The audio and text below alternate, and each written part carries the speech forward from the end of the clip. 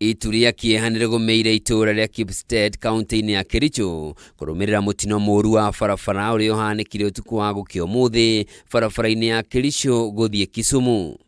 Magikira ndeto eno mukonde maabitha a borithi hamwe na muingi uria wioneire mutino uyu kihanika. Rori imwe ya gukua mirigo niyo eteire mwerekera na yakora muingi mukira-ini wa barabara na yacungirira mutino uyu. Kwanza hapa kuna giza yenye tumekuwa hapa, hakuna taa pande hii na hapa ni highway. Wakati tumetafuta breakdown tukakosa breakdown. Sasa ikabidi sisi wenyewe, mimi hapa na waheshimiwa wako hapa, tupigie watu wa JIT Motors watusaidie.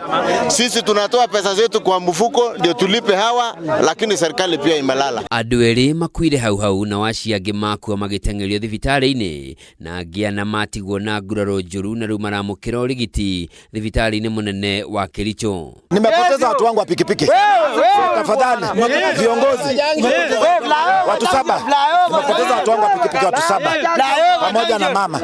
So nilikuwa naomba hao viongozi tuwe na pamoja nao kesho. Riu aikari ni mamenereirie thirikari ya kaunti iyo makiuga ni eregete kuriha thitima cia matawa ma barabara. Tunalaumu seneta wa Kericho, mtu wa kwanza alisema atalipa stima.